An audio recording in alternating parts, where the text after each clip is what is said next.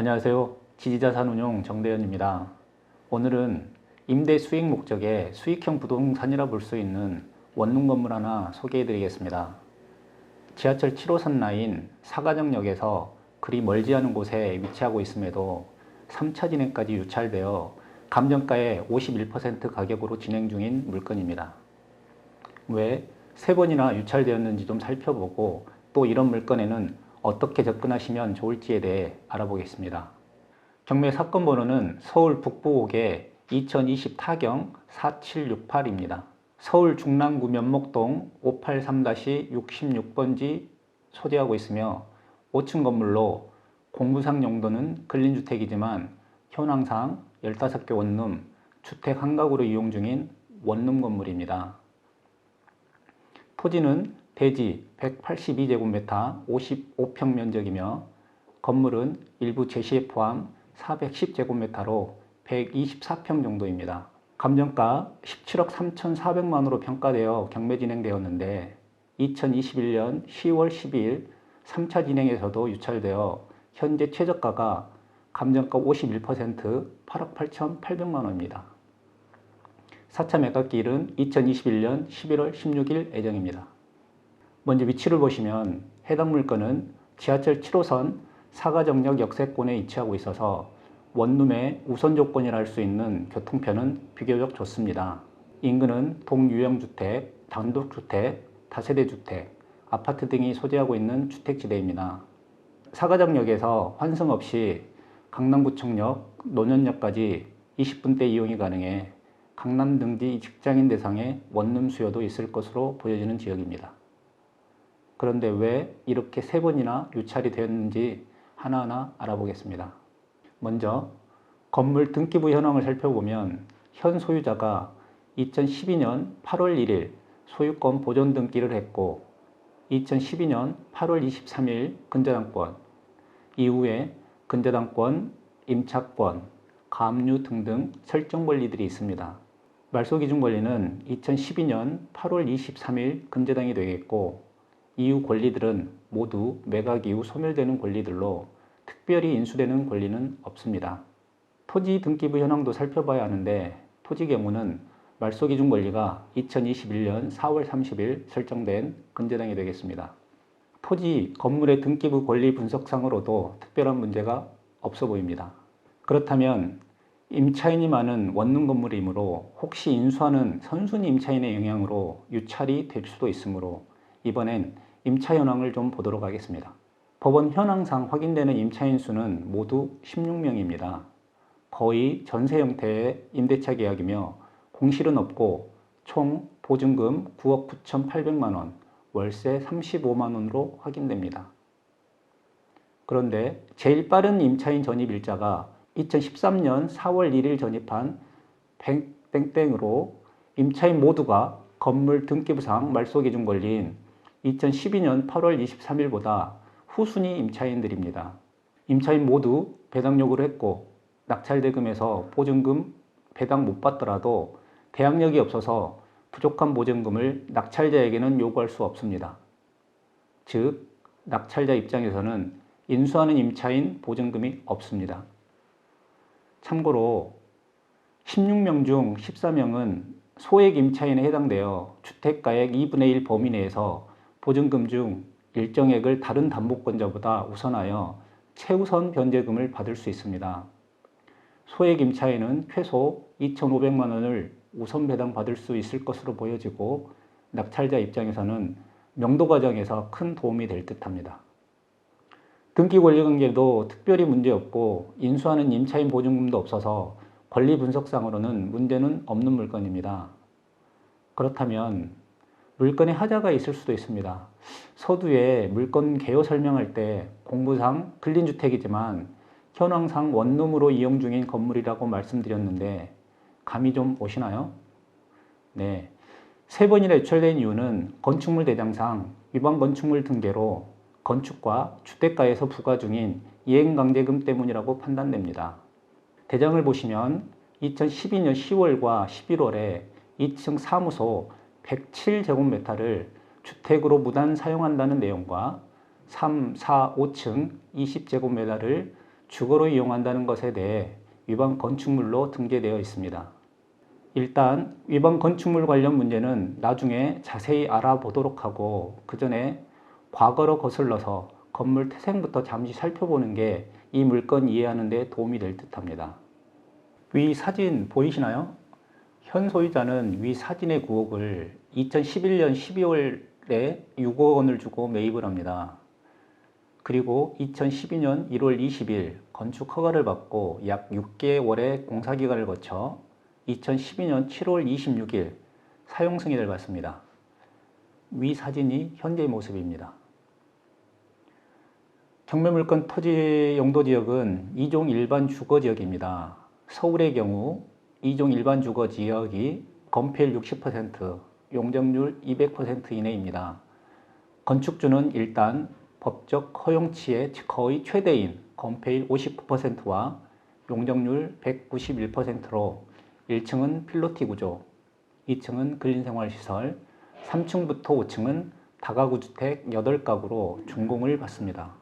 그 과정에서 공사 착공 후 준공 전에 1차적으로 토지를 담보하여 2012년 4월 30일 채권 최고액 3억 3,600만 원을 은행에서 대출을 받고 나중 건물 보존 등기 후 8월 23일 추가로 채권 최고액 1억 7,400만 원 대출을 받습니다. 원금만 4억 2천여만 원이 될 듯하네요.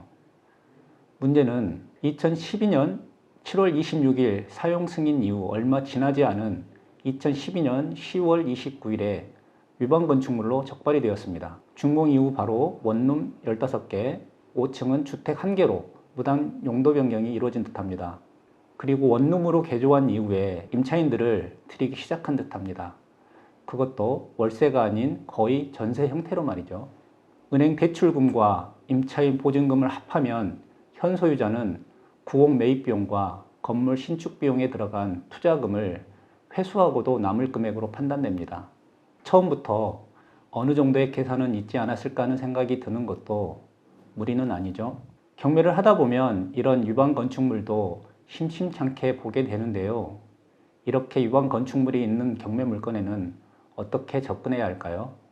우선 이 물건은 토지 가치만 따져봐도 최저가 8억 8,800만 원은 평당 1,614만 원꼴로 현재 인근 토지 시세 대비 저렴해 보입니다. 토지의 경우 감정평가는 평당 2,356만 원 반영되어 토지 감정가만 12억 9천만 원으로 평가되었고 최소 평당 2천만 원만 반영해도 11억 원 이상의 가치는 있습니다. 게다가 4억여 원의 감정평가된 건물도 매각 포함이므로 건물에 큰 비용을 들이지 않고 현 건물을 최대한 활용할 수만 있다면 수익적인 부분에서는 금상첨화의 물건으로 보여집니다. 일반적으로 위반 건축물이 있는 물건은 크게 두 가지로 놓고 검토해 보셔야 합니다.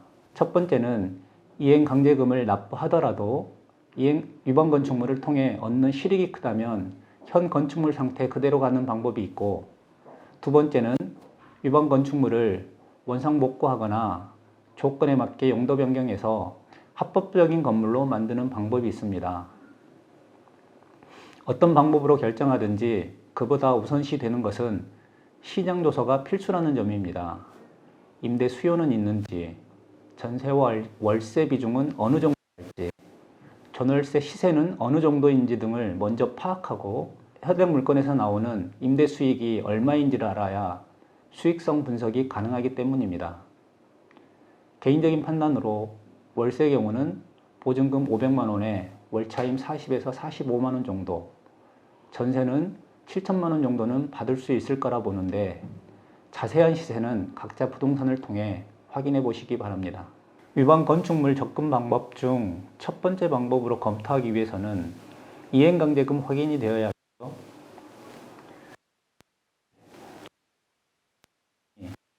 어렵습니다.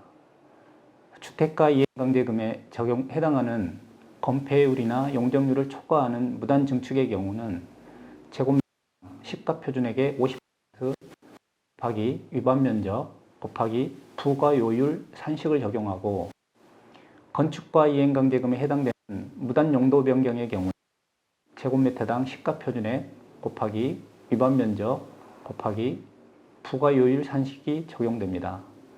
부가요율만 놓고 보면 주택가에서 부과되는 무단 증축 경우가 건축가의 무단 용도 변경보다 훨씬 셉니다. 자칫하면 실제 부과 금액과 차이가 클 수 있기 때문에 구청에 직접 제가 알아본 건축과 이행강제금은 매년 700만 원 정도라고 하니 참고하세요. 여기서 주의사항으로는 본건 건축물 대장상 등재된 위반 건축물은 2층 사무소 용도를 주택으로 무단 사용한다는 내용이고, 보시면 3층, 4층 방 쪼개기 경우도 위반 사항으로 보이는데 아직 적발되지 않은 듯합니다. 2012년 이후로는 특별히 변동 없이 지금까지 지나왔지만 이행강제금 알아본다고 구청에 먼저 연락해서 자진 신고하는 분들은 안 계시겠죠? 이행강제금 부과를 생각하고 현 상태 건물 그대로 가게 된다면 5층은 원룸 구조가 아니고 전용 면적 56제곱미터로 17평 정도 되는 방 3개, 화장실 2개 등 구조이므로 직접 거주도 가능하다는 장점이 있습니다. 이쯤에서 잠깐 계략적인 수익성 분석을 해보겠습니다. 먼저 전세, 월세 비중을 5대5 정도로 산정하고 원룸 15개 중 7개는 전세 7천만 원, 8개는 월세로 보증금 500만 원, 월세 40만 원, 그리고 5층은 전세 2억 5천만 원 정도로 예상해보면 공실 적용 없이 총 보증금은 7억 8천만 원, 월차임은 320만 원 정도가 나옵니다. 이를 기준으로 대출을 미반영한 기대 수익률 4% 정도를 적용해서 시세 예상가를 판단해보면 약 17억 4천만 원 정도입니다.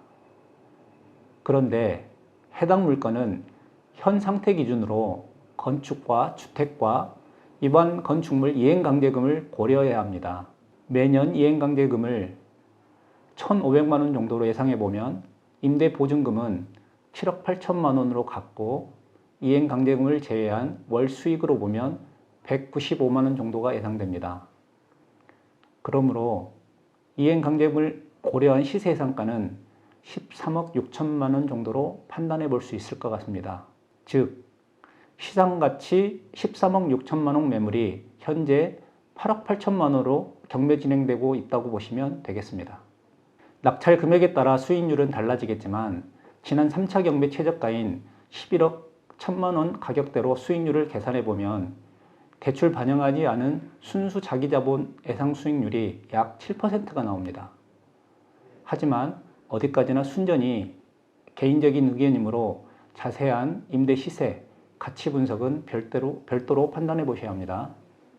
다음은 두 번째 방법인 원상 복구하거나 적법한 건축물로 용도 변경하는 방법을 좀 보겠습니다. 이행강제금이 신경 쓰이는 분들은 첫 번째 방법 대안으로 검토해 보실 수 있는 방안이라 생각합니다. 그런데 처음 허가 당시로 원상 복구한다면 수익성 면에서는 크지 않을 것으로 판단됩니다. 현 소유자도 무리해서 무단 용도 변경한 데는 다 이유가 있었겠죠. 그러면 합법적인 다른 방법은 없을까요? 여러분, 혹시 2021년 6월 다중주택 관련 건축법이 완화된 걸 알고 계신가요? 일단 다중주택은 지하층은 제외하고 주택으로 쓰는 층수가 3개층 이하여야 합니다.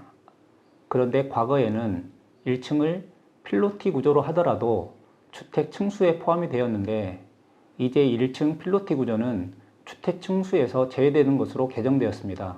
그래서 해당 물건 1층 필로티 구조는 그대로 살리고 주택으로 쓰는 층수 2층에서 4층까지 3개 층으로 개축이 가능하다면 실평수 5평 정도 되는 원룸 12개에서 13개 정도는 나올 것 같고요. 적법한 건축물로 용도 변경이 이루어진다면 이행 강제금을 내지 않아도 되지만 개축 공사비 등 추가 비용이 발생되고 방 개수가 줄어 임대 수익은 낮아지므로 첫 번째 방법보다 수익률이 떨어지는 단점은 있습니다. 그리고 다중주택은 법적으로 개별 취사가 안 되는 단점도 있으므로 충분한 검토 후 결정을 하셔야 합니다.